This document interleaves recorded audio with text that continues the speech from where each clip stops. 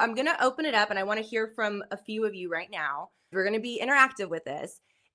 I want to know from some of you, from a business standpoint, why is it important to have the spouse at the ROF? If they've never been to a chiropractor, they seem to understand chiropractic better. And you want them to be that support system for each other. And you want them to become a patient as well. And then she's like, oh, honey, you forgot to tell them about your headaches. And so it's just kind of like that thing right there that a lot of the times, you don't open up all the way, or you do forget things, but then the spouse is like, well, I'm tired of dealing with these headaches that you're, telling me about. And then also in our office, we give a lot of direction at the ROF for, hey, your spouse needs to not be doing this at home, XYZ. So it keeps accountability.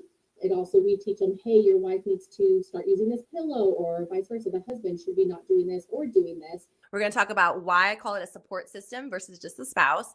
With support system, I think in general, in the chiropractic world, we really do focus heavily on having the spouse because that usually is the main person, right? That would come the decision maker. But there's so many times that people don't have a spouse, don't have a partner. So what happens to those people? Do they just not have somebody come with them to the ROF? Do they not get the support that they need? So it's so important that we not only reframe the verbiage and the wording that we use with our patients, that we use it with each other. When you're sharing this with a patient, you have to actually let them know what that means, because the patient is scared, they're nervous, they don't know what's going on, and they might not be thinking their best at that moment. So what you would say is, many of our patients find that it's important to have a second set of eyes and ears, and they will bring somebody like a partner, a best friend, a family member. I mean, I had somebody bring a coworker even. So see how now the patient starts like thinking and going through a list. I had a CA ask me the other day, which I thought was just so lovely. She said, well, if they don't have anybody, could I offer to go in the room with them? And I thought that was just so lovely. Can you imagine if you really had nobody that could come with you and you bonded with a CA at the front, and the CA said, if you need somebody to be in there with you, I know looking at your x-rays can be kind of scary.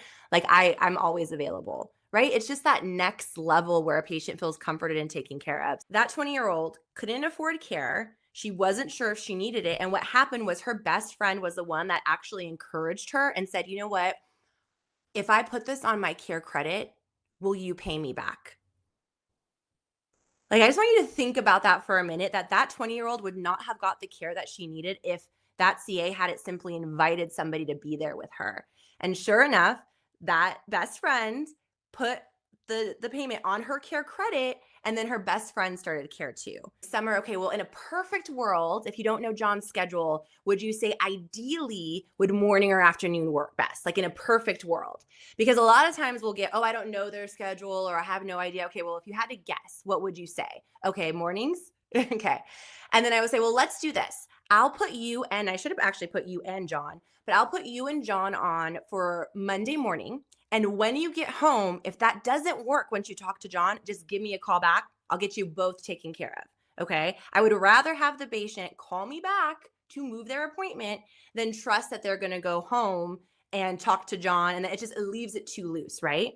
The other thing is a work note. Our patients love this. John works until, like, what if John had worked until 5 on Thursday? Obviously the 3:30 wouldn't work. You know what, Summer? What our patients absolutely love is I can actually give John a work note so he can get out of work a little bit early. He can come to that report with you, and then you guys can do like a date night and go have dinner. There's an awesome restaurant around the corner. Key phrases I would use is say many of our patients, and I'm saying many of our patients because of pack mentality, right? People like to follow and do what everybody else is doing. So I'm very intentional with my words. I promise you, if you leave out some of these phrases, it does not have the same impact. So listen to when I say many of our patients find it super helpful to have a second set of eyes, and I would say eyes and ears there, because the doctor goes over so much information in that report.